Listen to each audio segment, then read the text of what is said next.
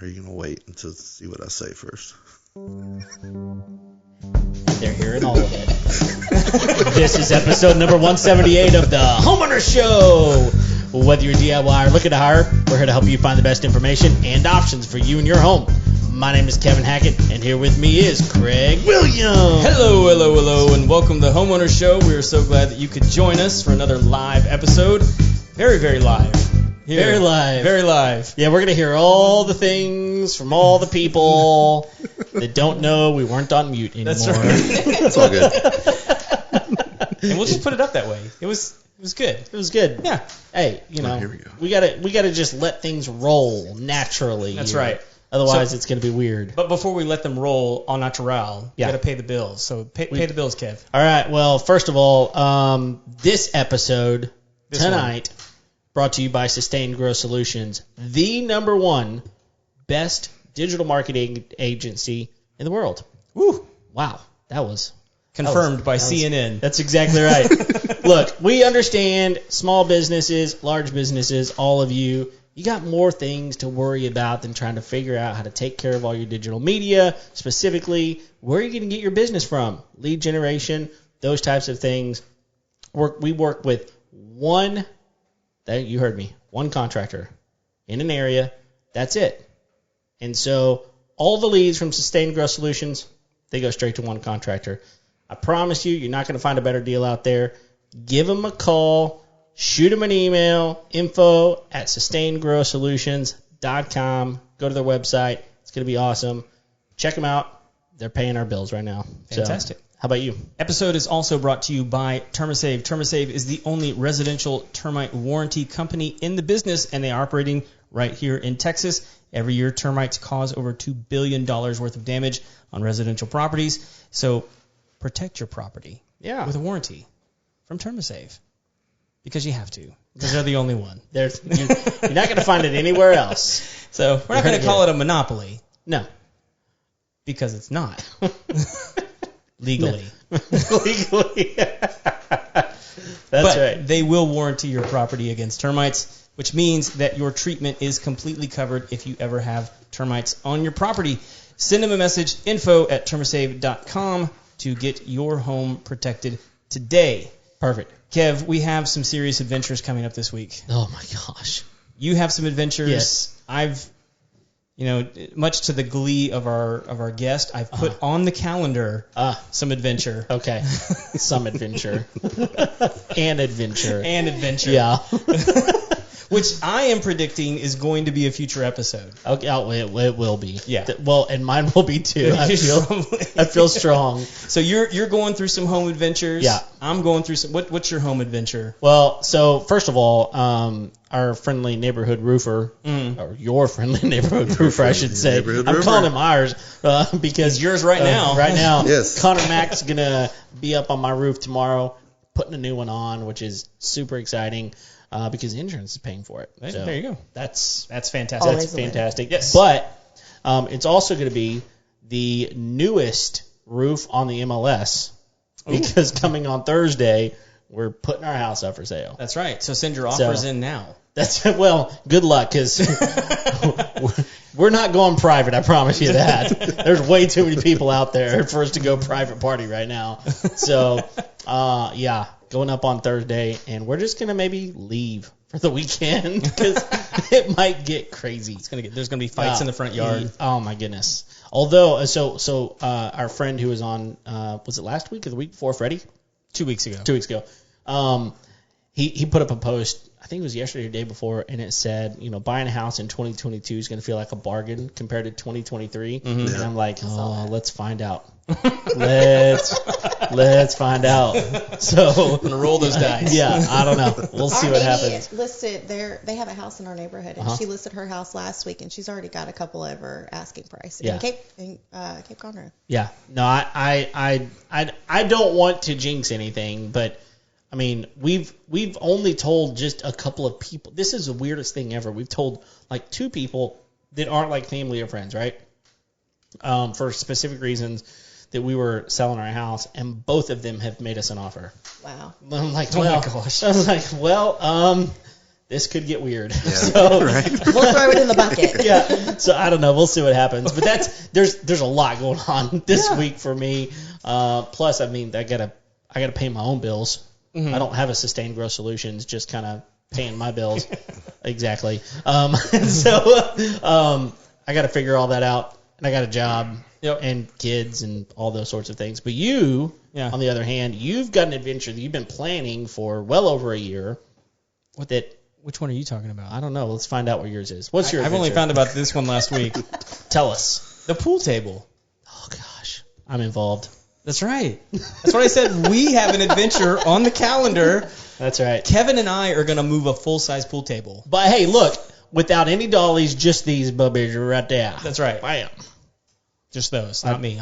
Well, no, we're going to use all the equipment we could use. Are we talking like a billiard factory pool table, or are we talking academy job? Oh, no. This is Slate. slate. Yeah. Lift with your legs. Yes. Yeah. That's with your legs, not with your back, Kevin. Remember that. Hey, look, I will tell you, I'm accident prone, Craig. That's right. I am accident prone. I've torn my ACL. Yeah. We're Fell not out going to of be an attic. jumping out of the back of pickup trucks. Okay, or well, that's anything. good. So, and for those of you that haven't caught on yet, we have a couple guests in the studio. That's right. We got Laken and Chris from Southern Luxe. Hey. Hey, guys. So, yeah. So Cool. that's who's been chiming in there. Yeah. So they're here on their special Valentine's date. Man, this is we really appreciate you. I don't know where the roses are. I offered them beverages. You did? Yes. And We got water. They declined. We got water. They declined. Laken declined. Laken declined. We don't Valentine's. Sorry, bud. We're not Valentine's people. Not Valentine's at all? You're not Valentine's people. Oh, yes, you are, Chris. Apparently this year, now all of a sudden we're Valentine's people. We've never really The celebrated. expectation is always there. It's good to know, though. Yeah. Now you know. Now You you're got a aware. whole year to plan for the next one. 10 years in, we're Valentine's Is people. this 10 years for you guys? Why don't you Yeah, tell? this is our 10th year. Why don't you tell Craig and Kevin how many times that we've celebrated our anniversary? Oof. Oh, this year was the first one. Yeah. Oh. I don't know. We just don't do the mushy holiday. I Okay, don't so know. you decided to celebrate it once. What did you do? Where'd you go? We didn't go anywhere. They don't even I bought her some remember. We gifts. just acknowledged it. acknowledged We it. acknowledged Hey, that did it you was know? Happy Yes, I did. anniversary. Yeah. Yeah. Were there cards exchanged? I gave her a He gave me a I think 10 years diamond, so I got her a bracelet with a little diamond in it. Okay. Old diamond. Nice. Hey, you know what? Look, they're setting expectations low. You got a little diamond for 10. You get a little bit bigger diamond Hey. for 20. But in my defense, it's like, what, 3-4 days before Christmas? Oh. So, Oh, your anniversary is? yes. Okay. So. So you like to combine them? And then she got a ring for Christmas, a new ring. Because Okay. You wearing it? The diamond fell out of her old every one. year, So. Nice, We're okay. going to I got get, her a new ring. more and more You're gonna get diamonds upgraded. every year. It's going to be great. We Really just, looking out for it. we don't go I don't to- know what you're going to get, but yeah. We just don't go to dinners and stuff. What kind of bling would you get though, bro? Me? Yeah. I need, Earring. I just get him He's like gonna random get an stuff for earring. his hobbies. give me a gold grill, man. Go grill. You could have been in the halftime show last night. Just like one. Just like one. That was on our the show side. too. Hey, let's not discount the halftime show last night. I'm totally discounting. Oh, the halftime you show. would. Really? You would. Oh, I was all in. I discount know, the the whole whole- thing. Yeah, I know you do.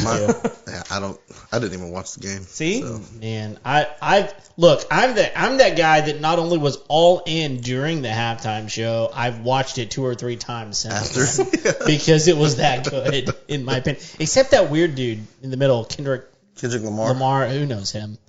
He's some young dude who's I don't know. They were all playing the same song, dude. Okay, let's keep moving because this is not going to be productive. Generation. One of the best rappers of his generation. Yeah, that doesn't. Who cares? He's also signed to the same label as everybody else. I know that that. counts. It does something, I guess. I guess that's why he was there. But yeah, it was man. There was a lot of funny memes that came out of the whole thing. I didn't watch it, and I So, shared the memes today. That it was was- about as far as Oh, you shared the memes even though you didn't Yeah, see I was it. like, that's good. Yeah. That looks good. Do That's I get any street cred for? I used to record the guys at Cash Money. Yeah. You just Really? discounted the whole thing, so no. I just discounted the whole thing. You did earlier. You said I discount the whole thing. So- I wasn't asking for. I was asking for street cred. Oh, street cred. Okay, maybe. little bit. Yeah. Just a little bit. Poquito. A little bit. I could name drop some more. No, it's fine. Okay. I know. We know. Or I know who they are. They probably don't know. It's fine. But we're not here to talk about that.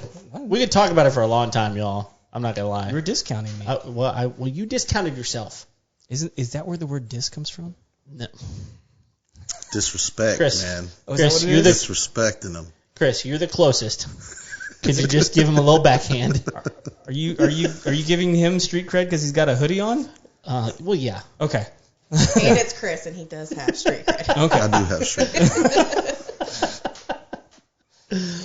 Okay. I want to look at a CV later. Well, yeah. Let's just end this episode. Let's just end it here.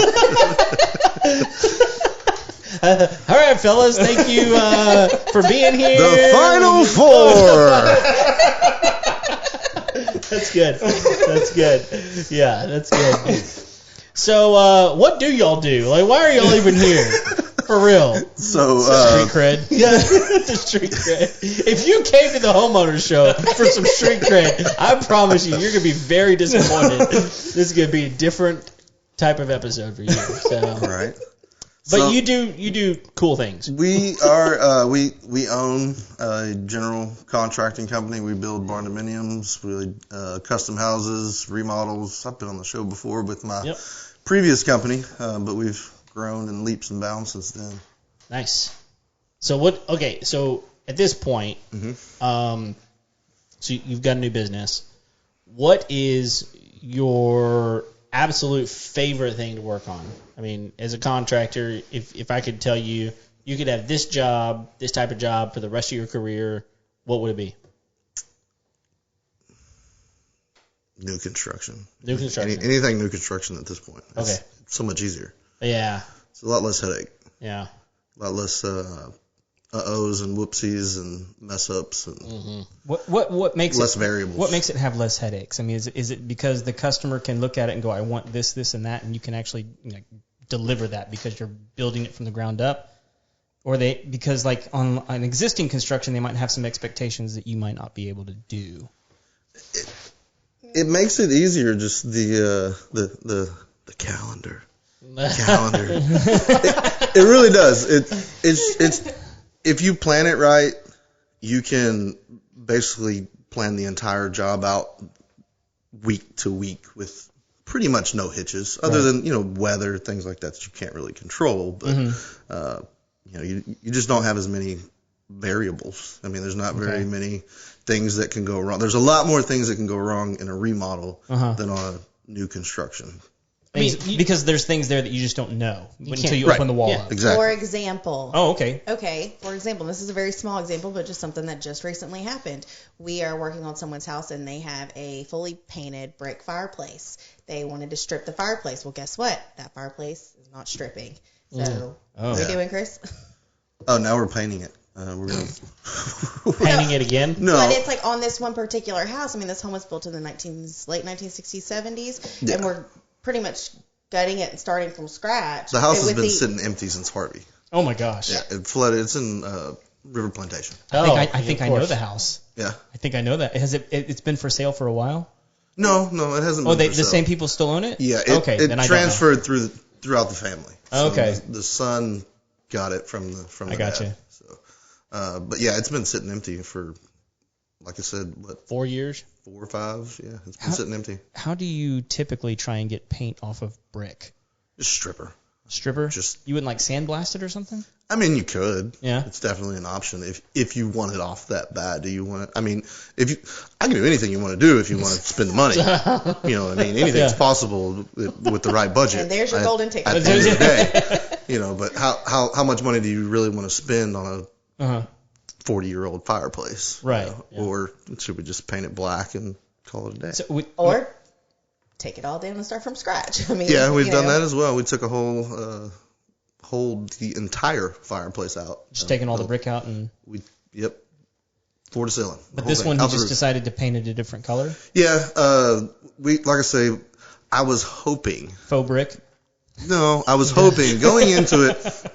Wallpaper. First of all, I had been working on this lead for like 2 years. Oh my gosh. Solid 2 years going back and forth working on this lead.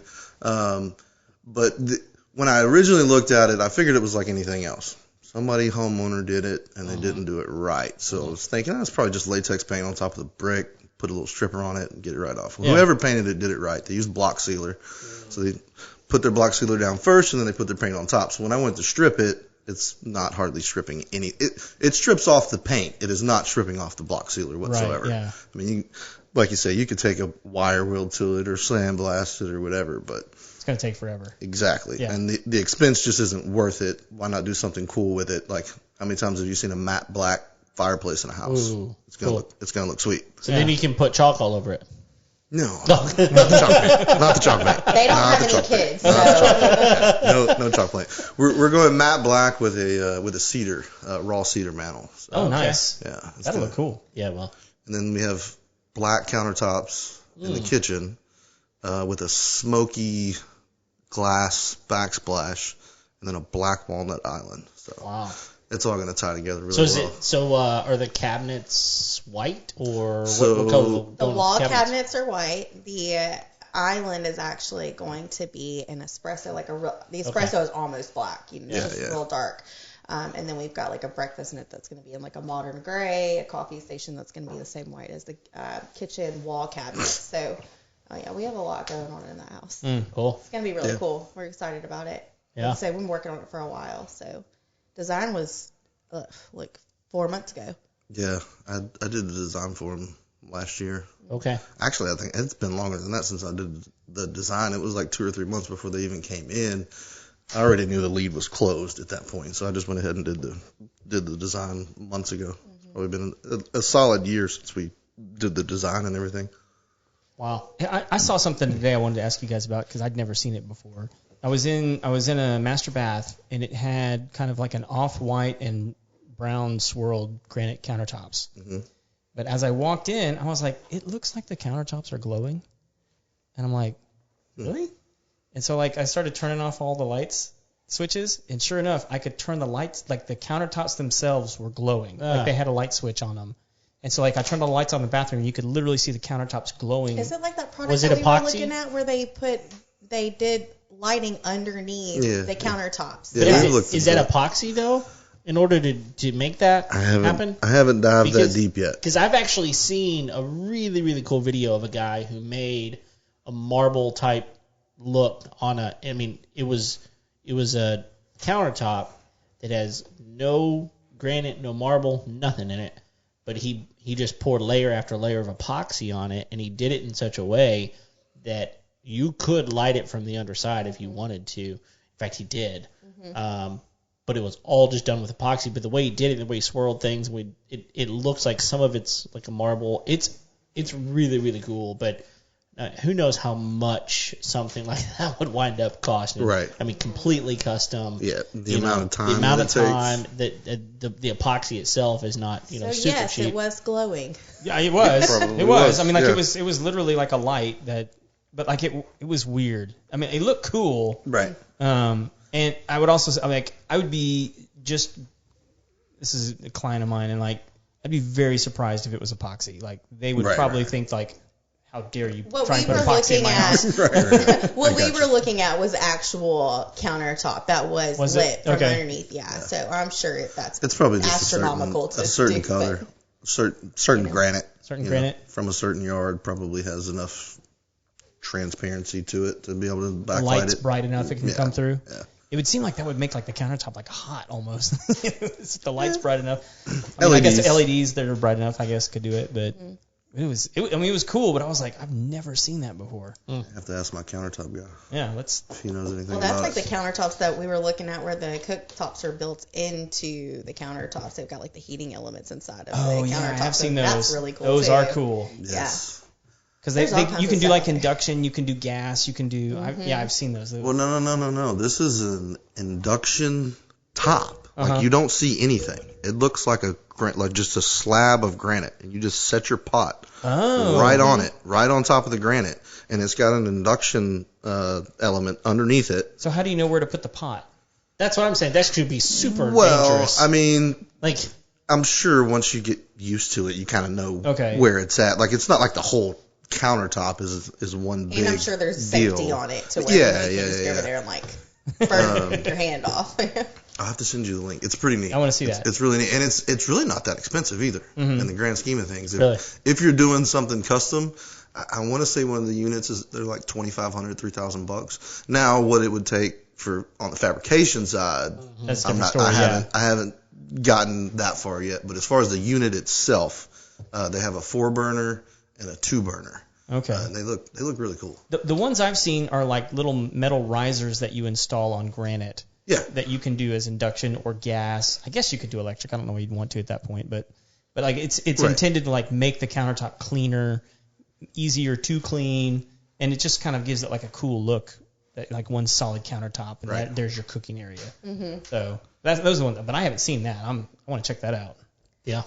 I think hidden burner. Yeah, that would be my biggest concern is like I'm about to Google it. just trying to figure out like Like, where do I put the pot, and what if my kids are trying to figure this out, you know? well, And that's the thing is it doesn't get hot. Yeah, induction doesn't get hot. Induction doesn't get hot. The pot does. Well, but the pot obviously gets hot. I mean, if the kid grabs the pot, then Sure. you probably shouldn't watch your kids. sure. be a better parent. But as soon as you take the pot off, it's cool to the touch. Yeah. So it's pretty neat stuff. Don't they use that at the melting pot restaurants? Isn't that what they use? They use like Yeah. induction on the tables Yeah, I think for the you're right. fondue. I think I'm. It's been a No one's fighting me on it, It's so I'm gonna been say a- I'm right. It's been a minute since I'm I've been not to sure, melting that's- pot. So Are those even around I've anymore? never Yeah, been to I this think so. melting pot that you speak of. So yeah, it's like a fondue paradise. Did they still? There was one at Vintage Park for a while. Is it still there? I do not know. I've not been to one in Houston. For those so of you not in the Woodlands area, you don't care. nobody knows where Yeah. that is. So All those fans that we have in Taiwan now, yeah, actually is a decent number. dude. Like, so like, they're listening. We're like in the top 100 in Taiwan. Yeah. really, Well, I mean, I'm not real surprised A big house market. because I mean, look. I guess I don't know. I mean, look. Look at us. I mean, look at us. That's all I'm saying. That's all I'm saying. How could we not be? I don't popular? know. I mean, seriously. do you think that's actual people in Taiwan, or is that somebody using a? You think like we onion- have like two like an fans onion living there or browser? something? I don't know. I think you have a Somebody way using bigger. some IP You have this blocker. way bigger inflation of the crowd that listens to us there's going, 8 million I'm people gonna, in Taiwan. I'm going to listening use right this now. VPN to listen to the homeowner show in Taiwan so my wife doesn't know. And my, like, that's, It's a huge conspiracy. Right. That's what we need. Is we need a VPN sponsor so Oh. that we can just completely own the market in Taiwan. There you It's like, go. look, just redirect everything over here.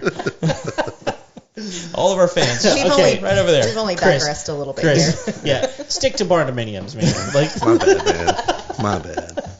All right. I'll bring it around. okay, do it. Okay. So I know that you guys do a lot of barndominiums, right? So what do you, in y'all's estimation, what is it that your clients underestimate the most when it comes to these projects? Is there like a single thing or like? I honestly think it's the expectation of them wanting that big vault. Oh, Of coming in and not realizing that, you know, the cost that's associated with having a full vaulted ceiling with the exposed, you know, HVAC and all of that, versus, you know, if you're going to live in it, you know, you're actually going to live in that house, you know, what's actually, you know, really going to work. yeah. And we were talking a little bit about that before the show because Kevin wants that. So what's the difference? Because Chris was saying like there's a big difference between like a 10-foot ceiling and then an actual vault. Right. What is that? The cost of the HVAC system, depending on how you're going to engineer it and run your ducts and things like that, you may have to go with multiple systems. Obviously, at that point, you know, when you go to multiple systems, it's going to cost you more money. Right. The ductwork. If you're going to do the nice spirally hard duct, that stuff That is stuff's not expensive, cheap. yeah. It's not cheap. Right. You know. I know. You know. It's not cheap. And especially, you know, the bigger it gets, obviously, the more expensive it is and the nicer that you want it to be. And then we got to paint it and then we got to do this and we got to do that. But I think the most underestimated thing is the utilities. Utilities. People don't think about the utilities. Talking about like gas, water, electricity. Yeah, we were talking about before the show, them being available and them being on the site is two totally different things. Right. If I have to come in and you're asking me, to give you I can't even give you a bid until I know what it's going to cost to get the power from the road to where the house is going to go. The water from either the well that we have to drill or from the street to where it's got to go. So that's one of the biggest things that I think people don't really think about going in, especially people who have never built a home before. Yeah. They don't think about those things, and those things are not cheap. You're looking $20,000, $30,000, $40,000 sometimes. Well, especially if it's on land that's never had that on there before. Exactly. If you're out in the middle of nowhere and you don't have a neighbor close by that has power to their place, good luck. It gets even more costly. And most barndominiums are not being built up in residential areas. Exactly. Right, We are dealing with those clients. Yeah. I would think also that you mentioned heating and air and those sorts of things. I would think that a lot of people don't realize that in those types of buildings, spray foam is going to be your best option. Exactly. And spray foam is 5 times more expensive than any other type of insulation. Right. Whether it's bat or blown in. It's also going to be a lot more efficient as well. It is. And it's going to last longer. Right. I mean, it's going to last virtually forever, right, really. Right. So depending on how long you're going to be in there, it's probably worth it. Right. I don't know if that's a big deal. Yeah. We don't do anything else other than that. That's really? That's just factored into when we're building. Yeah, I think some people don't think about the engineering that goes into the HVAC system. Like we've got one that we're about to build now, and it's a flat roof, so there's nowhere to put any duct. So we're going ductless. We're doing 9 mini splits. Oh, wow. Jehu's doing them for us. Oh, is he really? Yeah, we're doing 9 Mitsubishi mini splits in one property, and they're all going to be on a hub to where you can control them individually and all that. It's going to be pretty cool. And it's not an inexpensive HVAC system. Yeah, but honestly, it should efficient. Be. It should be more efficient Right. for the whole house because you're not going to be able to you're not going to have to heat the whole thing or cool the whole thing at all times. That's one of the common misconceptions I get when I hand over the keys and I tell people, this is Barndominium. Don't turn your air conditioner off. You need to leave it running because the envelope, it's not like a regular house. In a regular house, you've got ridge vents, you've got soffit vents, so your house is constantly breathing. Think of an igloo or a Yeti cooler, right? Your regular house is your run-of-the-mill what's the igloo? Your run-of-the-mill igloo cooler. It's got insulation. It works. Gets you fine. It's efficient. Keeps your beer cold. But a barndominium, it's holding everything in. Yep. It's sealed up tight. There's no air going in, air going out. You have to design your HVAC system to bring that air in, fresh air in from the outside, and circulate that through. And one of the big things that I get when I hand the keys over and I tell them you got to keep this thing on, like their eyes get big, like, oh, this is going to cost me a fortune to run this thing. And I'm like, no, you're the one we just built in Bay City. I believe it's like 26 SEER. 26 what? SEER. Okay. Which is highly, about double what you have in a standard home. Right. So the cost of running that thing 24 hours a day, 7 days a week, I mean, you're talking about like $50 a month to run that thing. Right. Whereas if you had to do that in your conventional home while you were away, running it all day and night while you're gone, you're looking at a pretty steep electric bill. But the other thing is that's going to be better for your home in general. Yeah. Like all of your entire home is temperature controlled at that point. It's like anything. If you get it above a certain heat, your paint's going to do weird things. Your flooring's going to do weird things. Your countertops are going to do weird things. It's like all that, the material changes with heat and with air, differently. So I would imagine that's probably, yes, it's different, but again, it's more efficient. Right. Everything involved, I would think. Everything. Yeah. Literally everything is more efficient in a barndominium than a conventional style home. Now, don't get me wrong, there's some builders that build high-end houses that are built great. 90% of your neighborhoods out here, I wouldn't buy a house in them. I wouldn't. Not to name any names. Except the one that I live in, specifically on Thursday, when I'm speaking more for like the track home neighborhoods. The big conglomerates, they come in and they're building 5,000 homes. they're built with, cardboard sheathing. Right. Standard builder's grade. Which is yeah, and it's, actual- I don't want to build anything like that. Yeah. So are you telling me that building a barndominium, for example, is unless you go and buy, some really, really high-end, builder doing something traditional, conventional home, that it is a long-term, more efficient type of home to live in? Yes. The other thing is, Craig, you remember whenever we had Mueller on early on, we found out, and this is just something I didn't know because I was stupid then. I'm kind of stupid now, but Less stupid. Yeah, maybe. Is that whenever you buy a metal building, you get a wind rating on it, Right. and you're not going to get that on any other type of home, No. brick or traditional siding or whatever it is. But on a metal building, you're going to get a wind rating, which in this area where we have hurricanes and in areas that have tornadoes and things such as that, that's a big deal. It's important. You know that your structure is going to be sound whenever you have crazy things happening. Right. That's pretty important. So there's some distinct advantages whenever it comes to that. Right? Absolutely. But it also, I think that a lot of people think that building a barndominium is a more cost effective. I was just going to say cheaper. Okay, it's cheaper. They think it's cheaper. Yeah, and that's the expectation when It's they come in. not. No, It is not. But okay, let me ask, It's is comparable. It more? Okay, It's comparable. Yeah. But it's not cheaper. It's Right. not anymore. Now, back when, I don't know, when did this barndominium phenomenon start? 7-8 years ago. Exactly. Yeah. Then it was a little bit more cheaper. Economical. Cost effective, however you want to say it. But now with, recent increases. Steel's and expensive. Steel and everything else. And if you're building it properly, it's not going to be cheaper anyway. Right. If you can, there's some corners that you can cut if you're building a barndominium in your framing and your walls to make it more cost effective. However, we don't do it. Sure. It's Well- also still a custom home. So Yeah. anything Yeah. custom is going to be more expensive. We're Right. not just slapping together barndominiums and throwing them out there. It's 100% to client spec, Yeah. Well, I would also think that, a huge expense of any home, no matter what, is a slab. Oh, yeah. The slab Oh, yeah. is really, really expensive. Very. And so whenever very. you go in, especially if you do, a lot of people will go a couple inches extra just to make sure that you don't have any, issues down the road, right? Depending on who your Depending engineer on, is. Yeah, depending on who your engineer is. Hopefully you get really good specs on all Right. of that. And maybe you spend a little bit more, but it's worth it Right. probably down the road.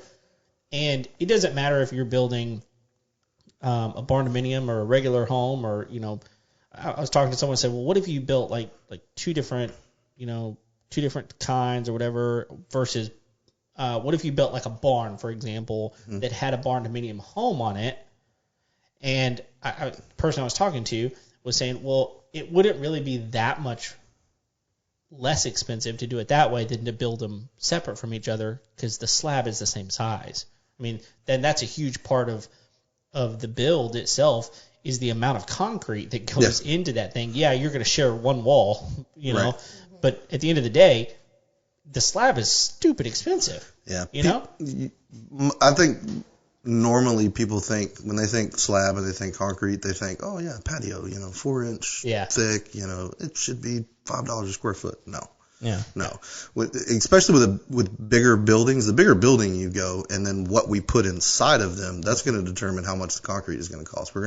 We send off what we're doing to an engineer, and then the engineer is going to tell me I need, 18-inch grade beams every 12 foot, and then I need one for this load wall going this way and that way. And, before you know it, for a, 50 by 100 building, you've spent $40,000 in concrete. Right.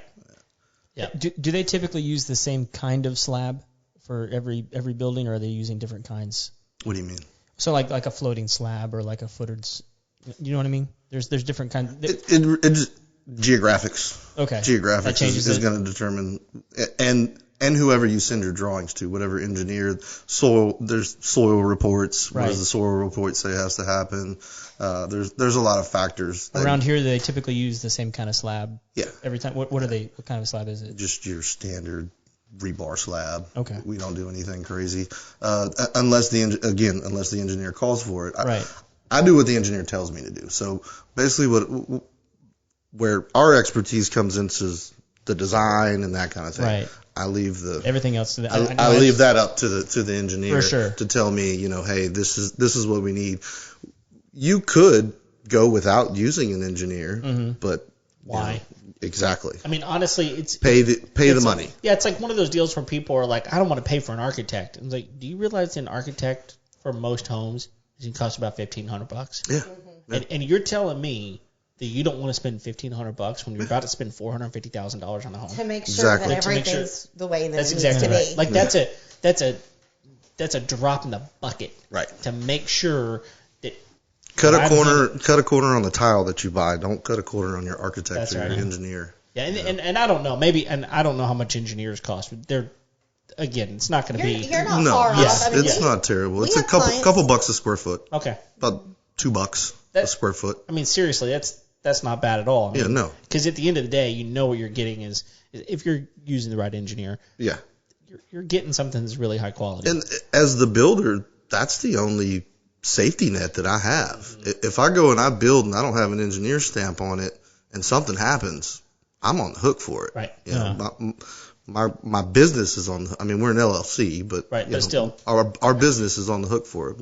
We will go out of business, and to not have that engineer there as backing is just dumb. Right. That makes sense. Yeah. Mm-hmm. Well, and that might be. I mean, that might be something good for people to hear because I mean, like, correct me if I'm wrong. Here in Texas, I mean, we don't have to have a license in order to be a contractor. No. Right? Yeah. I mean, so like it's a double-edged sword. Like, yeah. And, well, like I know that's one of our buddy Eric G. I mean, he's always like just floored that like that's not the case here. He's like, it's like roofers and contractors don't have to be anything here. You mean like, but like that's how you know that you're working with somebody good is that somebody that goes and gets like an engineer stamp and says like, look, here's the plans I've got to approve by this guy, and they've done their homework. Exactly. But like whereas like some Tommy shows up and he's got drawings with crayons, it's probably not a good sign. Right. Even though the price is better. Exactly. So you get what you pay for at the end of the day. Every time. I mean, you're going to get what you pay for. Yeah, and that's honestly, okay, let me ask that question. I would assume that a lot of people think that metal siding is metal siding, right? Right. Is that true? No. Okay, let's talk about that for a second because I know it's not true. Right. So, I mean, there's a reason that Mueller is more expensive than, whoever else. I mean, what is the difference and what do you use and what do you recommend, all that kind of stuff? That's really just, I wouldn't say that Mueller's any better than anybody else. The warranty is. Different suppliers are going to carry a different gauge. Okay. So, like your mom and pop on the corner with the carports and things like that, they're usually carrying like a 29 gauge, which is thinner. Right. With Mueller, their standard, I would think, is like a 26 gauge, thicker material. So it's apples to oranges sort of, but at the same time, you can get the same quality. Obviously, I don't know much about Mueller to be perfectly honest. I listened to the episode. I think the warranty was 35 years. Oh, really? Yeah, if I remember correctly. I think you're right. 35 years, and it's not prorated, from my understanding. So I may be wrong on that. Go listen to the episode. Right. But you also have, you have your regular R panel, then you've got standing seam, and when you go to standing seam roof, obviously the price goes way up. You have all your hidden fasteners, and there's different seals and all that jazz. So it can get the cost difference can be great. Sure. Just going from your regular R panel roof to a standing seam can be 40% more. Yeah. And when you're talking about a 5,000 square foot building, that's a lot of money. That's a lot of money. And also, whenever it comes to roofs specifically, you go to a metal roof versus a traditional shingle roof. Those are going to last a lot longer. Oh, yeah. I mean, so again, it's one of those deals where you really get what you pay for. Yeah. And if you want to spend the money on something like that, it's going to last longer. It's going to look different, obviously, but if you plan in my opinion, if you plan your maintenance the way that you're supposed to with a metal building, unless you just like the aesthetics of the standing seam, it's not necessary. Okay. It's just like... What is the standing seam? I don't know what that is. Standing seam is I'd have to show you a picture of it, but there's no fasteners that show. Like whenever you look at an R panel, you see all the fasteners across the roof. Yeah. They're all hidden underneath a seam. Okay. And it's like it's a raised ribs, I guess is the easiest way to describe it. Okay. But it's just hidden fasteners. It is only for roofs though? Yeah. Okay. Yeah. But I mean, and it's just an aesthetic. It doesn't change the. Well, I say it's just an aesthetic. I mean, I would assume maybe water. Let me elaborate a little bit more. With an R panel roof, you're going to have to replace your screws. Mm-hmm. So those screws, they have little rubber seals on them, and just like your shingle roof, every 10 years or so, you need to have somebody come out and just replace all of those screws. Sure. Every single one of them, just replace them. People think that it's a big deal, but to me, it's like, it's just maintenance. Sure. You know what I mean? If you know going into it, hey, 10 years from now, 7 years from now, whatever it is, I need to go ahead and have that in my budget and weigh the difference of do I want to pay the extra 40% for the standing seam now? Mm-hmm. Or would I rather keep that money in my pocket and use it for something else? And then, a couple years down the road, I'll spend $2,500 to have Jim Bob come out and replace all my screws for me. Mm-hmm. No, I mean, I think it is an aesthetic, but at the end of the day, if you don't do that, you're gonna have water issues. Yeah. I mean, it's a hole. Yeah. Right? Anywhere you get a hole, water comes in. It rains a lot around here. So, yes. So let me ask you this: if I'm hearing you right, on the hidden seam one, mm-hmm. Either way, you're gonna have to replace those screws in 10 years. No. So not with a standing seam. Not with a standing seam. Because they're not exposed to the elements. They're all under. So how long should those last? That'd be a question for Connor. Okay. Connor knows more about the standing seams and that kind of thing than I do. But they should last longer. Yes. Like I say, it's really just the hidden fastener is really the only difference. The selling difference, the major difference that makes it better is the fasteners not being exposed to the elements. Clearly, this one's going to last longer because it's not getting the beating that this one's getting, on a regular basis. Mm-hmm. Yeah, and so the question you have to ask is, what I'm paying worth that much longer of an amount of time than what I'm going to get with? Yeah. Okay. I mean, at the end of the day, if you have the budget to spend it, absolutely go with standing seam every single time. Okay. I would say go with it every single time. If you can afford the extra expense, standing seam all day long. It looks better and it's going to last longer. Yeah. But if you're on the fence on do I keep some money in my pocket, I would say keep a little bit of money in your pocket and just plan on replacing those screws down the road. Yes. You'll be fine. Yeah. So let me ask you this question. So let's say that you had you came into a pot of money, right? You build whatever you want to.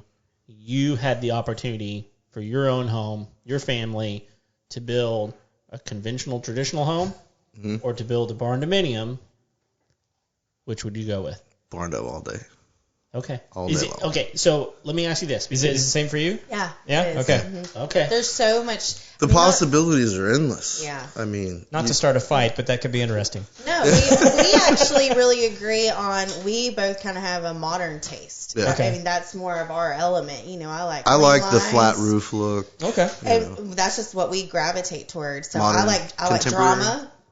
I like a lot of drama. Okay. Mm-hmm.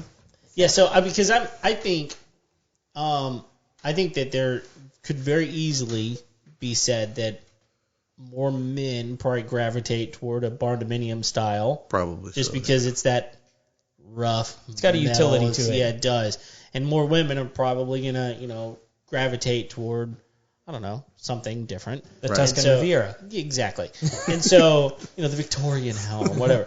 And so I think that that's probably true on a lot of cases. So there is an aesthetic there to it, but I think from what I'm hearing you say, like in you as well, is that it's more efficient.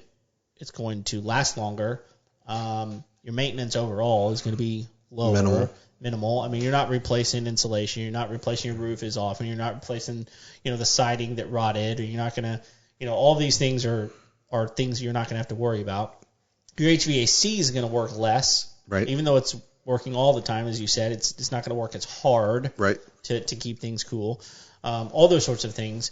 But I guess my next question is, let's say you want a little bit of both. Mm-hmm. What can you do to a barndominium to dress it up a little bit, to not make it look just like an industrial building, a shop, Stonework is one of the easiest, most cost-effective ways.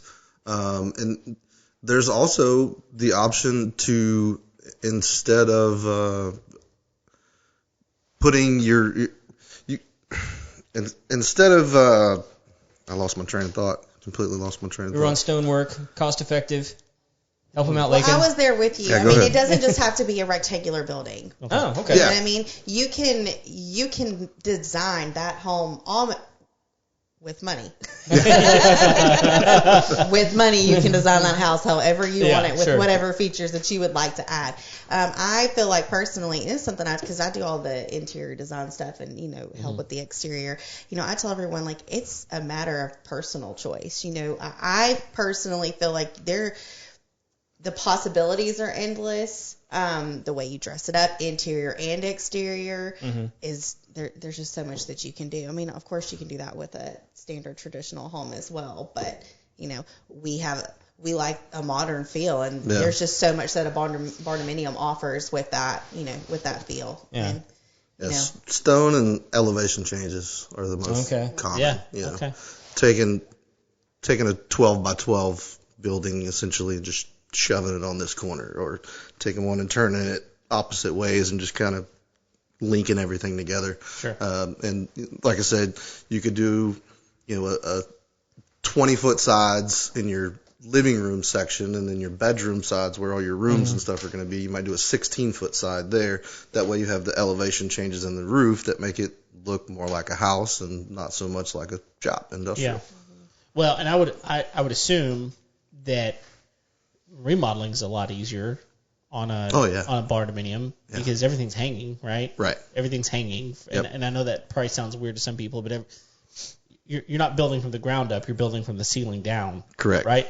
Pretty much. Yeah. And so, let's say you want to come in someday and just demolish all the inside and start over. You don't theoretically you could, yeah. You could without. I mean, you could knock everything down on the inside because the structures are in the steel beams on the outside. Exactly. Instead of you don't have to walk in and go, hey, I want to open this up. Is that a load-bearing wall? Right. No. Nothing is load-bearing. Nothing is load-bearing. Nothing is load-bearing whatsoever. So it makes it easier, I would assume. Unless you do vaulted ceilings, and then obviously whatever side's holding your vault is holding your weight. But, it's wide open. I mean, it's wide open. There's no limitations on, the engineer says we can only go this wide because we have this much shingle on this side and the weight is too much, so we have to upgrade this beam and that kind of thing. It's wide open. It's a big open box, and you can take your boxes and place them wherever you want. And typically within a pretty standard square foot price. I mean, you can do a lot within I'd say a $15-ish range of change. That's from not bad. It's not a big jump with us anyway. I've never worked for another home builder. I've never gotten bids from another home builder.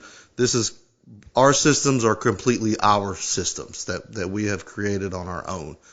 So I don't know how other people work, but with us, we've got, if you come into our office, I've got racks of tile, I've got racks of luxury vinyl plank, I've got cabinet samples, I've got countertop samples, and we have He's people looking at me when he says cabinet. He's eyeing. He's a little side eye. Should I mention this? Yeah, Yes, you should. Yeah, we have people all the time that we'll send them over a square foot price. We'll say, okay, well, you're looking at $140 a square foot. They're like, well, I need you to break that down. Like, well, what do you want me to break down? Like, it's $140 a square foot to do the job. $0 not to do it. Right. What do you want me to break down? And I usually tell them, I can show you better than I can tell you. Come into my office and I'm going to show you. I've got 15 flooring samples for you to choose from. I've got 40 tile samples for you to choose from. All of this stuff is within your budget. Mm-hmm. I'm giving you your budget, and everything that I've got in my showroom, you can have any of it. Mm-hmm. Whereas with other builders, you might get 2 or 3 options. And now, when people start straying outside of what you guys have in like your showroom to kind of guide people through the building process, that's probably when the prices start changing a little bit. I don't warranty it. What do you mean you don't warranty it? I won't warranty anything that I don't provide. Okay.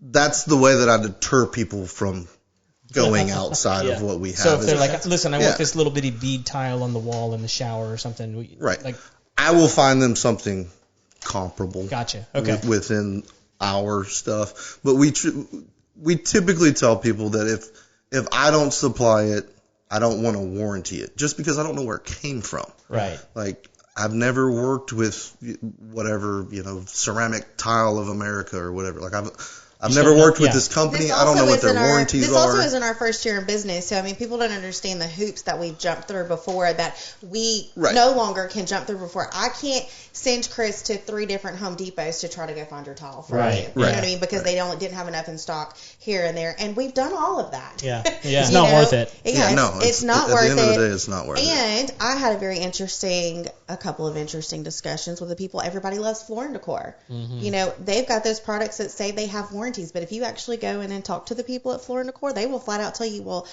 we don't even know if they're going to make any more of that. Yeah. So this warranted product that you have is probably going to be non-existent. So guess what? If something happens to your floor or tile or whatever, you're probably going to have to go in and pick something else altogether. You know? Can't just replace that section. Why not save yourself some hassle? Get it from my supplier, and then if something happens, then I'm the one that's going to be your liaison. You're on the hook. Yeah. Well, I'm not necessarily on the hook. But you're going to be an advocate, though. Right. If we have a manufacturer's defect that happens, I mean, that's not something that we obviously should even have to cover. No. But I'm going to go to bat for you. I'm going to put you in contact with the right people and whatnot. Now, if you want me to use the stuff from Home Depot, then I mean, you go deal with Home Depot. Sure. When it goes I'm not south, going to bat with you for you. You know what I mean? If you go through my suppliers that I've developed a relationship with over the years, it's different. Then you have somebody to go to bat for. So what about since we're talking about warranties? Mm-hmm. I know that if I go out to David Weekley or whoever, right, and I go buy a new build home from them, I'm going to get a 1-year warranty, whatever that they choose to warranty, right? Yeah. Does that change for you on anything that you do? Is it 1-year warranty, and is that change with a Barndominium versus a traditional home? What does that look like for you? We do a year as well, and then plus manufacturer's warranties. Sure. All of our suppliers offer their warranties, like our cabinet supplier. They give them 5 years.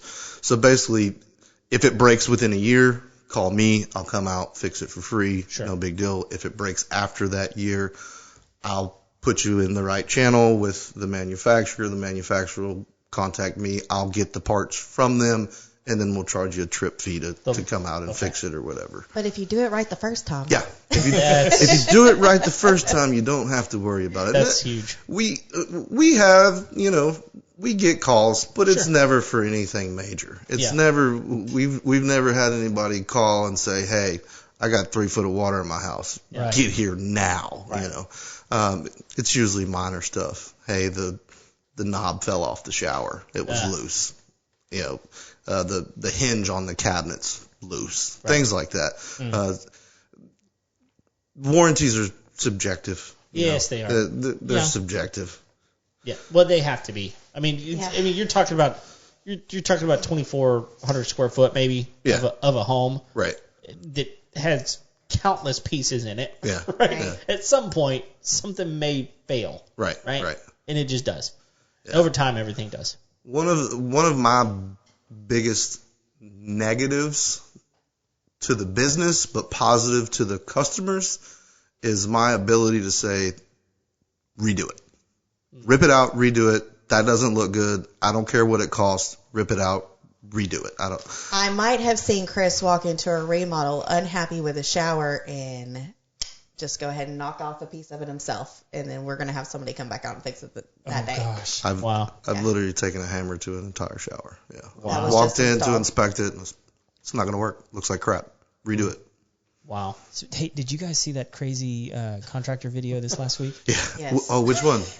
The one where the guy like literally wore himself out beating the outside of the house. He had like so- a mental breakdown on the lawn. I seen the snippet. I didn't click on it. I didn't see I the guess whole I'm thinking thing. about the one that went in She's and talking took it all about back. the tile guy That's different. Yeah, so- from months ago. No, so like we mentioned, Eric G actually had the lady that happened to on his show. Oh, really? Yes. Wow. Like that was a whole messed up situation. Like Yeah. a lot of people were cheering for the contractor until they found out what a jerk he was. The work. The Did work you was- see yeah, the it was pictures of the awful. work? Oh. Well, and That's about what that shower looked like when I walked in, atrocious. and I well, told him later to on, rip it out. he was sending us other photos like that you couldn't even see in the video. That like stuff that he had done. Like, Yeah. oh, it was the worst. It was terrible looking. And it's like he had people in there filming him doing it. Like, why would you want? I evidence assume that of was his wife.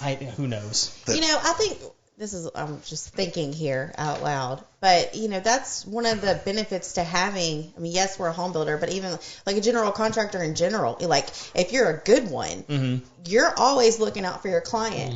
I have this lengthy contract that is to cover you.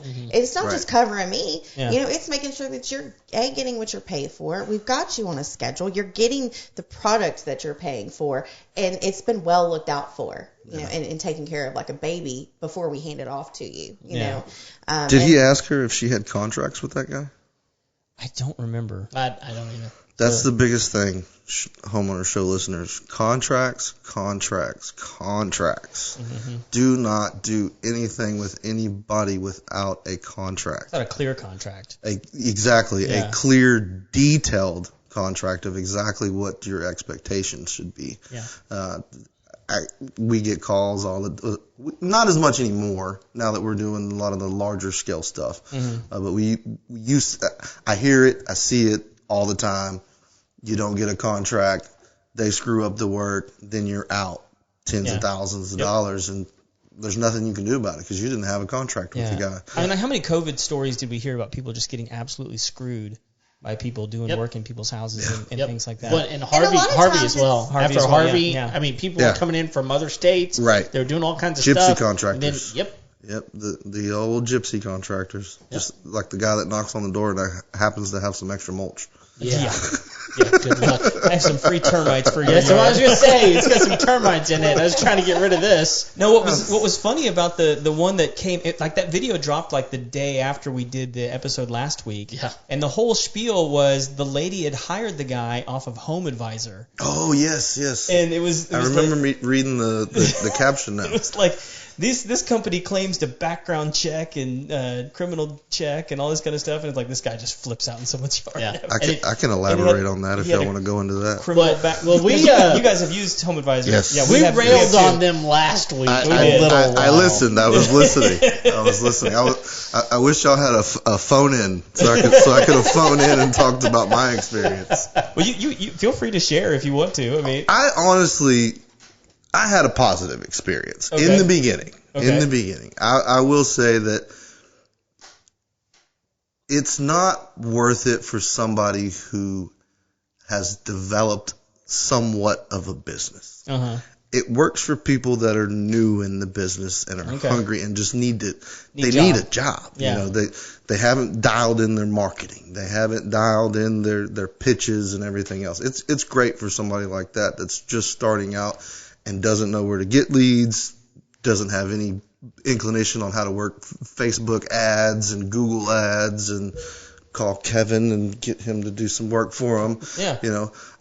One of the first jobs that really set Turner Home Improvement before we were Southern Luxe on the map came from it wasn't Home Advisor. It was Angie Leads. No, it was Thumbtack. Porch. House. Okay. Porch. It was Porch. There's like 35 of them. I know a few of them. From my understanding, I was writing lots of checks. I didn't know where they were going. From my understanding, Porch is owned by Lowe's, or used to be, or we're in cahoots with Lowe's at some point.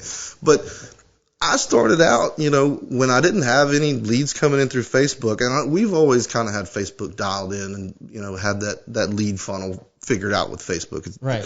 if you have any sort of inclination on how to work a computer, Facebook's pretty easy to get your name out on. Mm-hmm. But I mean, I'd spend $100 a month or so, you know, and this is when, I don't know how it is now. It was like a prepaid phone, you know, you put so much money on it, and then they sent you so many leads. And at that point, at some point in the game, they started not giving you as much control over the leads that you could choose and stuff. Yep. At some point, they pulled the old switcheroo on you. About 2 months. Yeah. Mm-hmm. Yeah. You're like, wait a minute, what just happened? But I mean, long story short, I had a lead that I think I paid like $27 for this lead, and it was for a kitchen or a bathroom, a shower that needed remodeled. And I went in, gave them the bid. They hired me right there on the spot. Well, as soon as I left, she tells her husband, that's our guy, this is the story that they told me later on. We're fixing to build a barndominium for these people too. Yeah. But anyway, long story short, that $27 lead turned into like $55,000 worth of work for these people. Wow. So, I mean, it really paid off, you know, especially in being a new business, not having any sort of marketing budgets, anything like that. Like, I'm just winging it, you know, I just pulling up my bootstraps and trying to figure it out, you know. That, you know, $27 lead turned into, you know, $55,000 worth of work. I would say probably 90% of the leads that I got were junk. Sure. Yeah. Were 100% junk. Yeah. I got my ROI. I definitely got my ROI out of it. But like I said, once I got to a certain point, it's like, I wouldn't use this. Now that they've changed it the ways that they changed it now. And like I said, this was years ago. This was 6 years ago. You know, that $27 lead is no longer $27 either. No, exactly. Yeah. And I didn't really like how they picked and chose the price of the lead. Mm-hmm. Like I don't know what they're arbitrary. Exactly. I don't know if it's based on zip code or where you're going or what it is, but some leads it would be like, you know, a kitchen in Conroe would be $17, but a kitchen in Katy was $65. Yeah. So I think it was. It had a lot to. It geographics, neighborhoods, zip codes, and also like what they say they need. Yeah. Like sometimes they'll say, oh, I need like some new cabinet doors. Yeah. Versus like full gut job, right? They're going to charge more for one, but then probably the one that says a full gut job just needs the cabinet doors. Right. And the cabinet door guy actually needs a gut job. So it's kind of like, that is, you know, so accurate. And 3 out of 5 are Gertrude going, I don't know how you got my phone number. That's right. Yeah. I didn't click on that. What are you talking about? So I had 14 contractors call me. Exactly. And guess what? 14 people paid for her. Exactly. 14 people did, you know? She was online looking for canary food. But hey, that's how we got rolling. Chris started going out to the jobs and doing the bids, and I started returning the calls and doing the things. So we, you know, I mean, if you your system's got to start somewhere. It worked when we were slow. You do what you got to do when you get started. I mean, you really do. Exactly. I totally get that. But like that, man, those people are shady. It doesn't make it any better that neither one of us are from Montgomery County either. Like, I don't know nobody around here. I mean, even I've been here 15 years, and I can count on my hands and toes how many people I actually associate with. Yeah, nice. How many toes do you have? I'm the social one. I think we just figured out where he's from.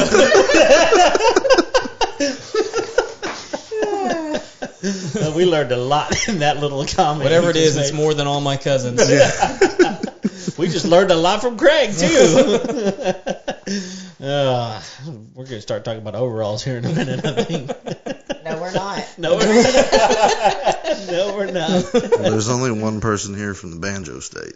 Okay. Alabama. Hey, there's nothing wrong with that. I hope you don't have any listeners in Alabama. Not as many as we had in Taiwan. Not as many as we did 5 minutes ago.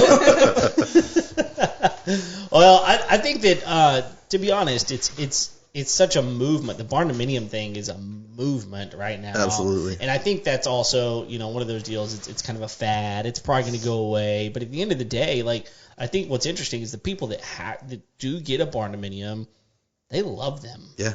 and they know that what they paid for was worth it. Right. And they're happy. Yeah, I don't know of anybody that's out there building cookie cutter barndominiums. Yeah.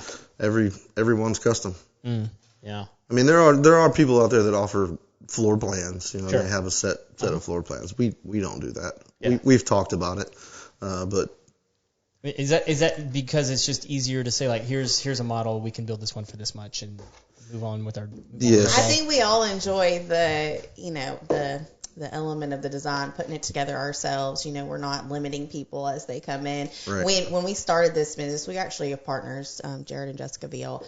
And when we partnered with them, we all came in saying, like, we're never going to be that truck home company. Like, I don't, not that you can't have custom homes and build, a set of custom homes specific that you've already put together, but that's just not what we wanted to do. right. So. Would it change the price for you guys at all if somebody came in and said, like, look, I need to build 3 of these on one property? No. We just had that last week. Did you really? Yes. So Family, 3 of them. Mother, daughter, and son, all wanting. It doesn't. I mean, the build is the same price. that's why I'm asking. right? No, nobody gets any discounts. I wasn't necessarily asking for like a discount as much as I was like, here's I mean, like, you're having the same set of materials all coming to the same place, Each one's gonna have their own challenges. You know what I mean? They're all gonna be different. The mom's not gonna want. Yeah, they're all gonna want different things. Yeah, for sure. it's all gonna be different. And I'm sitting there thinking, I'm like, maybe if you all wanted the same granite, but even then, like, how many slabs of that stuff do I need? So then do you even limit yourself to the granite because you probably need so many that it doesn't matter at that point, Yeah. That's, But I'm asking the question because I know that there's people out there going, well, I wonder if, Right. Right. I mean, it would make it easier theoretically on the builder, but at the same time, from a builder's perspective, I think it might make it a little more difficult. Yeah. Especially if you're trying to do all 3 of them at once. Sure. And then having 3 different personalities to deal with every time you go to that property. Yeah. It would probably make it Like, I would absolutely not do a design meeting for all 3 people at the same time. Never. Yeah, so you're going to have 3 separate meetings. You're going to, Yeah. Yeah, 6. that makes sense. Really. Yeah. We're really having 6 different meetings there. No doubt. Yeah. Yeah, and again, we don't know exactly what everyone else's process is, but, whenever you're coming in, whether it's a remodel or, building a barndominium, I mean, let's say it's barndominium, that's pretty much what we're here to talk about. So if you're coming in for a barndominium, you're either bringing me some plans or you're coming in to sit down with Jared and y'all are going to talk about floor plans and what it is that you're wanting. And then we're going to start comprising something. Yeah. And you'll kind of get an idea out of that initial meeting on what you want to do. Yeah. And then we'll take that and we'll submit it over to an engineer, and then you're going to come back, and then we're going to play with that price based off of what you want. Then you're going to end up coming, you're going to sign an LOI, which is our letter of intent, just saying, hey, we're going to get started. You're going to put down, $1,500 for us to do our very beginning stage planning portion, like, those beginning elements. And then after you do that, we finalize that price, get the contract ready, put together a design where you're coming in and you're making all those big selections. The doors, the trim, the cabinets, the countertops, the faucets, all of that is being selected really within one meeting, sometimes 2, but with new builds, it normally goes pretty quick. From there, then we're putting a schedule together. We actually use an app called CoConstruct. So all of our clients get their own private login where we're uploading all of the information. So after you've done that design meeting, you're coming in and you're getting to see all of your elements that you've selected are going straight in. You have access to our jobs, our proposed job schedule. Of course, Chris and I always say, like, this is absolute best case scenario. We try really hard to work to this. Calendar is subjective. Yeah. Not really. But before we were at the show, we were talking about that. If you are planning for success, you're running a well-oiled machine, and that's what we're always going to say makes us different than a lot of other contractors on the corner. It's the element of what are you doing to set your clients and your project up for success. And that's what we really focus on. So yeah. Well, and so realizing that everyone is different. But just to set expectations for some people, because I think a lot of people think they're going to come in and they're going to have a house in like 2 months. You know what I mean? I mean, like, so like we're going to spend 2 months planning. Okay, Right. so from initial meeting with you guys to you handing them the keys, what should people have in their brains as like a general set amount of time that we should expect to be done with this project? Are you paying cash or are you financing? I would assume most people are financing.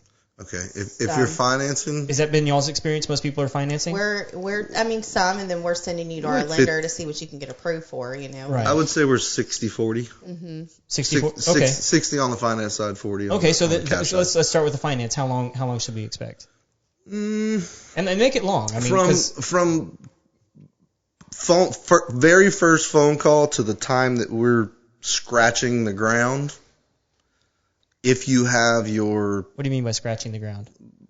We've cleared the land, did any concrete, before we touch your property. Okay. Before we, from the very first phone call to the first time we actually lay foot and start doing work on the property. If you're financing, 90 days, something like that. Okay. If you're paying cash, that can go a lot quicker because we don't have the middleman of the bank in the way and having to approve everything. All the paperwork that we have to go through with that. If you're paying cash, you have a set of plans, a floor plan that you're going for already. We could usually get started, I'd say 45 days, just something like that. And it all also depends on what we as a company have going on at that time. Sure, yeah. You know, if we got 10 other jobs going on, then hey, it's going to be a while. It's going to be a little bit. You're going to have to wait. Just logistically and financially, it's difficult to do for a builder. I don't know if most people realize it, but like if you're financing a house, I've got to pay for that. Right. I've got to pay for your concrete. I've got to pay for your land clear. I've got to pay for all of that stuff out of my pocket.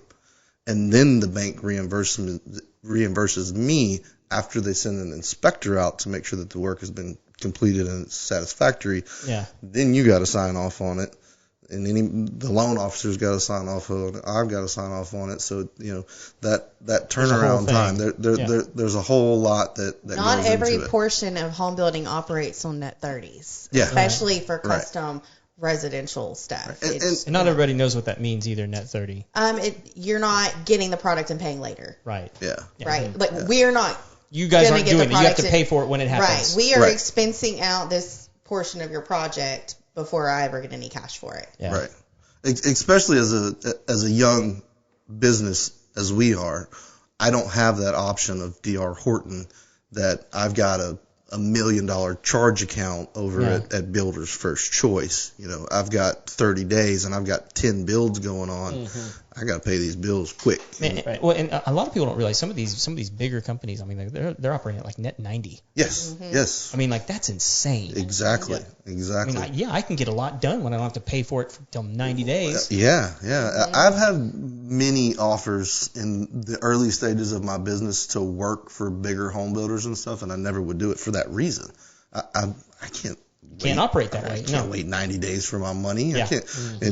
And we don't make our teams do that either. Yeah. We have in-house crews, and they're always our in-house, but not technically on my direct payroll.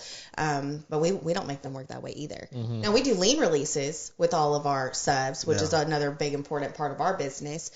Jessica and Jared, they came from a big commercial background, so we adapted a lot of the processes that they used working for the commercial company, such as lien release, progress payments to, our subcontracted, workers, where, okay, well, you're signing this contract, you're signing my warranty for this project, every project gets this, and then once we've written you a check, you're getting a payment of a lien release where you can't come and say, well, I wasn't paid, right? And then you're getting a final lien release payment. Well, it's not technically a lien release. It's two different types, but essentially, we're covered and covered and covered. Right. But we're not putting them on. It's not a matter of a 90-day or 30-day. It's you're getting X amount of dollars that's agreed upon before the work starts, and then at the end of that, your final payment. So, which as a young company, like Chris said, it's not necessarily a bad thing for the client because we're trying to keep moving. Yeah. we're trying to make sure we get, recouped quickly. We have to stay on schedules and, bank schedules and all of that to keep the project moving fluidly, right? So Yeah, no, that makes sense. So then, let's say financing, 90 days, standard, I don't know what standard is. Say 2,000 square foot barndominium. What type of time frame do you think you're looking at? Again, about 90 days. Oh, okay. It's not bad at all. That's cash money. Yeah. Cash money, I can get it done in 90 days. No problem. Sure. If you're financing, it's probably going to be a little longer than that. And again, it really depends on the fine details of how. If we're talking cookie cutter, 2,000 square foot, basic stuff that I have in my office, I ain't got to, get somebody to do these fancy beams and things like that. Yeah, 90 to 120 days is usually what I tell you're talking, most customers. like for a financing gig here, you're talking 7 to 8 months. Yeah. Max. Yeah. 6 months if everything goes without a hitch. Right. It's going to rain one day. It's going to. Right. When our prospective clients walk in, I tell them 6 to 8 months. Okay. That is our guidelines. Yeah. So you guys just finished one. Is it Bay City? Mm-hmm. How long did that one take? That one, we pulled permit on that in, I want to say September-ish. Okay. That's not bad. And we wrapped it up. Now, ask me how fast I could have got it done. Yeah. I could have got it done. We had delays from the electric company. Uh-huh. There was 2 other builders that were building right next to us. They started about the same time that we did, and I guess he got to the office the day before I did. So I had to with the power company. It's like they don't give you a window. When your name comes up, your name comes up. You can call them every day and say, hey, when am I going to get my tent pole over here? Hey, man, you're third on the list. When we get to it, we get to it. They typically don't give you a time frame. It's also pretty rural out there Yeah, in Bay City. There's not a whole lot in Bay City. I mean, I think it's like 35,000 people, something like that. Yeah. There's no Lowe's or Home Depot they've got a True Value and a McCoy's. They just got a McCoy's like last year. Nice. Hey. But we had some delays. Like I say, the power company took forever to get the power turned on. Rain delays. Hurricane blew through there a week after we got the building up. Oh gosh. Yeah. We had a door blowout. Jeez. Literally, we got the building up. I don't remember the name of the hurricane. It was that small Category 1 that blew through last year. I remember. Towards the end of the year. But yeah, it blew one of the doors off the building, and it was we had some hiccups that we definitely could have got that one done easily in 90 days if we didn't have the delays from the power company and the weather. That's still not bad though. I mean, I don't know. It seems to me like a lot of builders are longer than that whenever they're doing certain builds, but I feel like that's reasonable. I mean, it's not bad at all. No, I think it's pretty quick. I do too. I don't know how long it takes anybody else. All I know is what we're doing. Yeah, well, I mean, I think it's not unreasonable for things. I mean, and here one of the things that you said is a lot of those finishes are done in that second meeting. Mm-hmm. I mean, look, I think that there's a lot of builders out there that's like, they drag that process out. Mm-hmm. And it's like, now you got to come back in. Now you got to come back in. And it's like, well, can't come this week. Sorry, I'm a little bit busy. Right. I'll get there next week to pick out my door handles. Right. So part of my process doing the design meetings is that I was sitting in on those meetings where Jared was doing the layouts for a while, just seeing, kind of getting a feel for what they wanted. And then I figured out, I'm just going to call and have a conversation with him after that meeting, let him do his thing. So I will have already talked to someone to have an idea of what they're wanting. And to make everyone's lives easier, I normally put together like 3 homescapes. Okay. So I'm pulling 3 designs before you walk in to kind of say, well, this is what you're kind of telling me, this is what I think would go well, and this is just some additional options. And you're making phone calls before that meeting, too. Correct. So it's, I also have design questionnaires that I send over. That's just like a click, click, click, of things that you like. And then it just those conversations. That way you're not coming in, because it's overwhelming. It is. It's the age of Pinterest, which is like. Everything's available. It's pros and cons. And, we were talking about, like, would you want to build a traditional home or would you want to build a barndominium? It's the same thing with your interior, when you're just designing that interior, I like all kinds of things. Sure. I love a million things, but at the end of the day, we do have to narrow down that final product. We can't put everything you love in this house. Right. You know? Yeah, We can put a lot of it, but we can't pull everything. Yeah. If you have can't an be unlimited budget, we can. Yeah. Show me the money. I'm talking more in terms of like trying to, you know, the traditional and the, just, you know, we have to guide the client somewhere before they get lost. Yeah. Right. Yeah. And it has to be done beforehand, in my opinion, because if you start letting it roll, I'm not going to say that hasn't happened before, too. I had a baby this past year. Yeah. So I'll say that we had a project that got started, and a lot of those elements, I didn't know that they weren't done yet. And so then that happened, you know, a month into the project. Did that make for a smooth flow? No, not calendar girl over here. Like, I can't handle that. I was like sweating bullets, like, I can't take this. Yeah, but I think that's one of the things that's actually really nice about that process. Because, look, I think if you start talking to people that have built their own homes and the ones that are still married, is probably there's a factor in there somewhere. You know, like it can be stressful for a lot of people because there are a lot of decisions. And like my wife and I we talk often about how like we agree on most things. Mm-hmm. I don't know that most married couples agree on most things. I think everybody, you know, you catch the vibe straight away. Oh yeah. Okay, yeah. I've seen it all.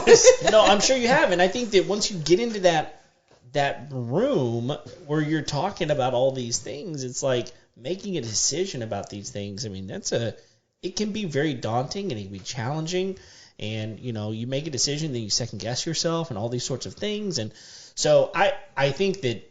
Sounds like you've got a really good process for that to help mitigate that's some what of those I love things. about my particular portion of my job. Mm-hmm. You know what I mean? That's really my role, and I love, because, you know, yes, I'm a female, but I don't want her to just get what she loves. Sure. You're gonna live there at the end of the day. Now the gift baskets do wind up being a little more catered to her because Chris is like throw some Jack in there or something. Yeah. Like, come on, you know. That's fair. Yeah. They always send the girly gifts. I'm like, I'm working cool on it, to put in okay? that I'm basket. working on it. But, you know, at the end of the day, it is about making that process easier because I know how stressful and overwhelming that can be. You know, I've sat and I feel like we've really honed in on this process because I've done everything from, you know, before we really had the showroom put together to let's take my clients down to Floor and Decor. Let me take my clients to MSI. Oh, wow. Let me do the design meetings here, and here. And I've tried it all, and this is what works. Yeah. This is what really works, and they end up getting what they want without the stress or the hassle, and they walk away like, ooh, good. I do have my couple of clients that'll message me rogue stuff. You know, they go rogue, and overnight, and I'm like, look, Beverly, this is not what you said yesterday. This is not this is not it. I'm going to tell you no. Right. Beverly is a fictional character. She's a fictional character. There's no safe. Beverly. There is no Beverly. I know what her last name is. Take a giant leap and say you're no longer talking to Beverly. She is morphed into something else. Beverly is that drink at Disney World, by the way. I don't know if they know about it, No. but Beverly is a perfect name for what they're talking about. So whenever you go to, they're going, you know, soon. So whenever you go, there's a place called Club Cool at Epcot. You go in there, whatever you do, like try all the flavors. And it's free. You can do as much as you want to, little, you know, like mouthwash Shooters. cups. Yeah, there's one called Beverly. Try it. We're not doing Epcot this go around because there's, you know, 3 kids under 6. Of course. But, Now we find out. yeah. Thanks for the heads up. I was going to let you finish your spiel. Maybe Disney's listening.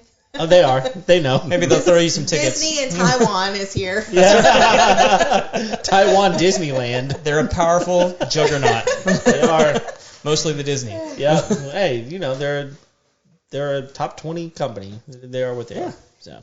All right, so I have one other question because I know we're running a little bit long on this one, but I have a thing I'm kind of curious about. A lot of Barndominiums I'm seeing have garage doors on them. Mm-hmm. Have you guys seen this? Yeah. Do you guys do that? Yeah. With the glass doors that slide up, does that change the efficiency of the house at all? No, I mean, if you cheap out on the door, of course, if you buy a cheap door, but if you buy so it can slide up and down just like a garage door, and you still can have it. Mm-hmm. That's crazy. I mean, it's just like having a window, man. I mean, it's the same thing as having a window. If you buy, like I said, a good quality, sealed, double insulated glass, you know, tempered glass, all that good stuff. If you make sure that you're getting a quality product, it shouldn't affect your Not like an overhead If door. it's from $15.99 off of Wish, Right. not your door. Probably not. If your door came from prayer. Wish, it's probably not the best door to use. So I would imagine that's a pretty significant upgrade. Yeah. Right? Yeah, definitely. That's definitely not standard square foot pricing. Right there. What should I expect to pay extra to get something like that put on? Like a glass full. Yeah. I mean, it has to, has glass. It doesn't have to be the whole thing. Doesn't have to be glass, but because most of them have they're like metal with like glass panels. Mm-hmm. You're probably looking at a $10,000 upgrade. That's not bad. Yeah. Worth it. Not terrible. Yeah. Worth it. I mean, Not look. terrible. I want to be Get able to Craig drive out a there. car in my house. Get Craig out there. Right. Put a misting system in so you don't have no mosquitoes coming in, right? And open that sucker up in the spring out to your pool out there. Yeah. Right. Beautiful. Let me tell y'all, it is. Well, now it's February. It is. I installed one of those things in January. Really? Yes.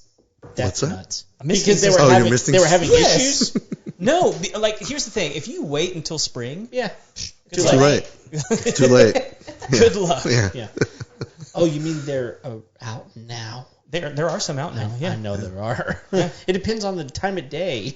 They're out about 4 o'clock in the afternoon, not so much at 6 o'clock in the morning. Yeah.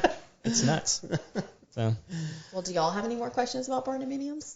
When can we get started? I'm just gonna save my. Yesterday. Tomorrow. Oh, I'm all in, y'all. It's just a matter of finding the land first. I'm all in. I mean, one thing I'd like to mention that nobody has asked, and I'm sure everybody is wondering that's probably listening, how much does it cost? Sure. How much does it cost? Plan on about 130 a square foot to start. Okay. To start out. Your basic, and that's across the board. That's our non-builder's grade because we're not putting in builder's grade anything Right. ever. With us, technically that is our builder's grade. Yeah. But my builder's grade is not the same as D.R. Horton. Exactly. It's totally different stuff. Yeah. But yeah, about $130 a square foot is a good You mentioned starting point. 140. Is that like high end stuff? I mean, Yeah, it's upgraded. We're talking about move-in levels of granite or quartz. Yeah. So our normal tier is like a 0 to 2. You're moving into the 2 to 4 range there. Yeah, you're just going up on, and it doesn't increase your price too much from that base 130. Like she said, that base 130, you're getting somewhere between a group 0 to 2 on your countertop. You're getting upgraded backsplashes. Yeah, your tiles. backsplash budget. We're usually on the back end of the business. We're figuring about $8 to $10 a square foot is what we're going to pay for the tile. You can definitely upgrade and do a lot, but within that base $130, I can almost guarantee you I can satisfy just about everybody's needs with what we have at our office and the trends and what everybody's wanting right now. We've got everything you need within that 130, and the major upgrades with that, like I say, it's aesthetic stuff. It's in that 130, I can give you a 2,400 square foot house in that 130. But it's the finishes. Do you want the crown on the cabinets? Do you want the faux beams in the living room? I want the glowing countertop. That's right. what Do I you think. want the glowing countertop? Do you want the $16 or $20 marble backsplash instead of the glass? That's where the prices start to go up. One of the benefits with Barndominiums is as long as you're staying within 50 foot on your width, the square foot price is pretty solid all the way down. If you go over 50 foot on your width, then we're going, I got to go back to the engineer, and that building's going to cost a lot more money. Right? And when I say per square foot, we're talking about living square foot. Now, I'm not charging you $130 a square foot for your garage. Sure. I'm not charging you $130 a square foot for your porch. Right. So you're talking those about are all separate. Those exterior like garage attached things. Right. Okay. Right. Yeah. Like for instance, the one we built in Bay City, that one is a 50 by 95 building, but there's only a 1,364 square foot apartment inside of that building. It's got a big shop. Yes. So the way that one was priced out, we priced him for the building's one price, the interior build out of the apartment is one price, and then, obviously we put our markups and profits and all that good stuff into it. And that's how we come up with that number. Gotcha. But you can usually count on for porches about $30 a square foot, somewhere around in there. For your garage, about $40 a square foot. And obviously, again, that goes back to the finishings and what you want to put in it. If you're wanting a 220 for your welding machine and things like that, obviously we've got that. That's not going to be part of that basic $40. There's going to be some additional to that. But don't shy away from customizing it, because you're only paying the difference. Like I'm not charging you extra markups and extra, profits, and I'm not tacking all that on top of it. If it's going to cost me an extra $200 to, the electrician to run the power over there, I'm just going to pass that right on along to you. Sure. And we send those as change orders through our app that we can easily approve or deny and pay. So if you're, I hear what you're saying which honestly, 130 square foot is really good. Yeah. I mean, it's not bad at all. I mean, I was talking to a friend not too long ago, and their custom price was like 150 a square foot for a traditional, conventional home. And that's spray foam. That's the whole work. That's it. Really, really good, y'all. That's really, really good. Yeah. So the only thing that doesn't include, I'm sorry to cut you off. The only thing that doesn't include is, like I said, getting those utilities to the house. Yeah, that's part of it. That's, like I said, it's completely turnkey. If you get it within 10 feet of the house, that's included in that $130 a square foot. You get the water within 10 feet, you get the power within 10 feet, you get the sewer within 10 feet. We'll tie into it, all included in that price. Everything's all inclusive. Okay.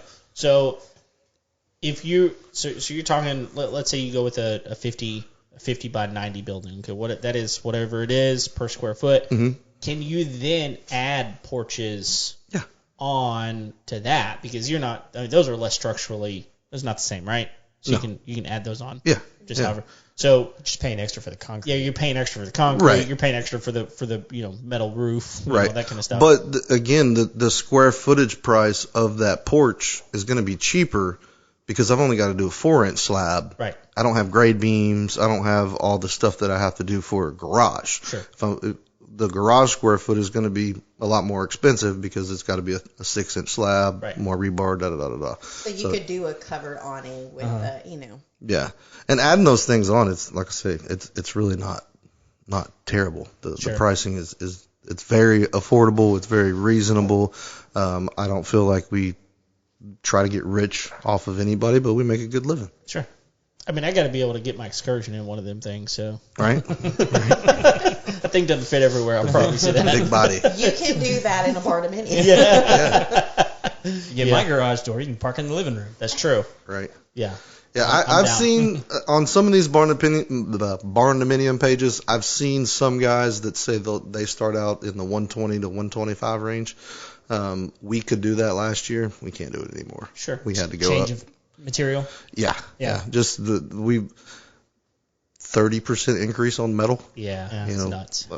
I can't build for 120 square foot no more. Right. I've And got to just go our up. general cost of doing business. We're not a one-man show. We have a employees. showroom, office, overhead, 4 owners. It's a lot going on. That was actually a question I had written down for you guys. Is what is a material that you guys have seen the most fluctuation in price over the last couple of years? I mean, literally everything. Literally everything. I mean, is there one right now that's just like bouncing all over the place? No. Because wood's kind of gone down, right? Yeah. Not a whole lot, but not where it was 2 years ago. But Right. I honestly think I hear people and I see people on Facebook all the time that, I'm gonna wait. I'm gonna wait. It's just like Kevin said earlier. Yeah. It's gonna seem like a deal a year from now. Yeah. You better just go ahead and do it. This is the new norm. I mean, our government gave away billions of dollars. Right, you know what I mean? They have to recover it somehow, and we're going to pay it back through everything. The cost of living has gone up, the cost of building, everything has gone up. I mean, your can of Campbell's soup I mean, I'm sure, I don't know what it's went up, but I guarantee it's went up some, 5 cents, 10 cents, Yep. Oh, it's all gone up. I mean, I was talking to my brother about this afternoon. Every good has gone up. Yeah. I mean, you look at the price of gas, it can't do anything but go up. Right. Because they got to transport it from one place to the other. If nothing Exactly. else. I mean, diesel's, over $3.50 a gallon. Yep. Good luck. Yep. It is what it is. I don't see prices of building going anywhere but up. Yeah. Same thing with remodels. The amount of inquiries to build versus remodel has just, and we haven't really changed our marketing dynamics, on the, our target markets in general. Like, we're still aiming to the same audiences, but I mean, more people are wanting to build, I think, because they see, am I going to buy something that I'm going to have to put a bunch of money into and go through that headache, or can I just go ahead and do what I want to do, Well, I think that's what a lot of people are running into is like, well, I'm not going to find what I want at the price that I want because that's gone. That left 2 years ago. Yep. I don't have that opportunity anymore. So like if I'm going to spend $500,000, I might as well, do it on land and a thing that I actually want. Right. I can talk to Chris, I can talk to Laken, and we can design it, and I'm going to get what I want rather than, I kind of like that, and I could change that, and I could tear that down, and I find one headache, and then investing in 3 more. Yeah, you'll probably have to make a few compromises, but they're not going to be as big. Right. Obviously, I mean, you may have to cut down on a room size or something like that, or move this or move that. Yeah, but that's my kids' room. I don't care about that. Right. Exactly. Make the kids' room a little smaller. Yeah. Is what it is. Yep. We are still doing full remodels, though, so don't take that the wrong way. I mean, we are doing full home gut jobs, and those aren't really going away. Yeah. But, No. We're not getting as many just like, I just want to redo my kitchen. Mm-hmm. I'm seeing less of that and more of gut the whole thing or build me something new. I mean, that's me. I mean, I'm dug in like a tick here. I'm not going anywhere. Right. Right. Sure. Yeah, in your town. And what are you going to do? What are you going to do? I mean, you've got a 2.5 floor in here. What are you going to do? I'm not getting new cabinets. No, you're not getting new cabinets. It's not for builder grade pricing. You're going to come down to Southern Luxe and check out our cabinet lines that we have installed in-house. Right. And look through all of the different options. Come on down to the showroom, Craig. I'll show you some cabinets. Oh, my goodness. Not his cabinets. Something will go wrong, I promise. That is true. I just tapped the welcome to the show, by the way. Whoops. Oh, everybody's like, they're just starting. Just in case you got here an hour and a half ago. Hello, right? Well, thank you guys. This has been really, really good. I think that there's been, there it is on it's a delay. Anyway, it's been really good because I think that a lot of people don't really understand some of the nuances of some of this stuff, and it's a lot to kind of consider, and to sit down and talk with you about this is going to be a consulting fee or whatever, and just listen to our show, man. That's why we bring you on, Right. for free. So free. yeah, it's awesome. So thank you for coming. Sure. Anything else we missed as far as you want to bring up? I will say that we have just recently, we are branching out to doing just metal buildings as well. Okay. So the shops, the garages, the extensions, the additionals that we're not necessarily building out the interiors on. Of course, we can do it. Yeah. So if you're a local listener and you want a shop or a metal building built, we can do that as well. Cool. Not just the Barndominiums. Okay. Nice. And we are direct cabinet distributors, so we have local cabinet sourced straight out of Houston that we can outfit for your house. Okay. So if that's And I can beat Lowe's and Home Depot's prices. Come on down. All right, bring it. We got it. What's And I can ship. I can ship. You can ship. I can ship. On the metal buildings, what is that on the square foot? Do you know? The metal building itself, it's going to depend on your sides. Well, your heights. Oh, okay. So you got 12 foot, 16, 20, just depends on how big you're trying to go, and then also your doors, how many walk-through doors, but typically around $40. Okay, that's not bad. Yeah. People can visit our website and just go to the contact us page and fill that out, and we're normally really quick to get back. Okay. And get There's a form on the website. People, Yes. And it'll even ask them like what kind of project they're interested in. Yes. Absolutely. Cool. All that good stuff. What is the website? It is southernluxehomeinnovations.com. There you go. /contact to make your life easier. There you go. Don't have to do the extra clickety click. Right. Take you right there. Nice. Well, then there's only one thing left to do. Okay. Dun, dun. That is the Final Four. Final Four. I absolutely love all the people that are listening and cheering in right now. Turned their microphones on Yes, suddenly. it makes my heart warm. Thank you, studio Thank you, audience. yes. Yeah, we're live here on the homeowner stage. So are we making them both go? No, I mean, Just Chris. No. Well, I guarantee I it's know not the just question. Chris. Chris has done this. I already before. know the He's done question. this. He's done this before, so I don't think so. I think this is just Laken. Okay. Okay. Great. Yeah. Yeah. I mean, this is look. If Craig and I've done it. There's 4 voting members Chris at has the table. done Laken, it. And Yeah. Right. It's If look. you it's- actually listen to the show, you would know what's going on right now. Your husband was on the show, and you didn't even listen. the one that he was on, you didn't listen to. I hear that guy enough. Yeah. Hey, if it makes you feel better, my wife has not listened to a I'm single like 3 episode. kids under 6 and some business. Like, there's things I hear happening in ya. my life, okay? I mean, this is episode 178. 0 for my wife. Is it That's what it 178? goes. I Yeah. like her. 178. 179. 170. What? We said 178 earlier. Well, We agreed. the Did it- file says Oh otherwise. my goodness. Well, whatever it is, it's the Final Four time. We're delayed long enough to find out all of the things that we need to know From Laken. from Laken. All right, you ready for this? She's Ready very as I'll stressed. ever be. It's, All right. It's going to be brutal. Yes, here we go. Question number 1. What's the must-have tool you won't leave your house without? My tool? Mm-hmm. Yeah. My cell phone charger. Oh, cell phone Charger. Wow, that's Oh. that's one that I haven't heard before. I haven't. Just threw a spin on it. Is, Yeah, it, is it 'cause- a cable or do you have like a battery backup? Oh, I have like the cable, but I bought a battery backup today because I knew we're going to be, in Disney World for 4 yeah, days. there you I go. need my Smart girl. lifeline. That's There you right. go. Yeah, absolutely. That's really good. I mean, we hear she added that it's like cell phone. Oh yeah, charger. Oh I'm always going to have my cell phone. yeah, that's good. That's the number one answer. It's It not is number 1 answer. Cell Absolutely. phone. Cell phone is the number 1 answer. Yep. Charger. Charger we have not heard before. That Yeah, is no. the first answer. This is right. that we've I ever just had. assumed that this is duct tape to my hand. That's right. It's an appendage. It's I not think really I a have tool. Yes, that's not a tool. It's an appendage. Yeah. No, it absolutely is. And without the charger, it's a brick. There you go. That's right. It's a All right, weapon. second question.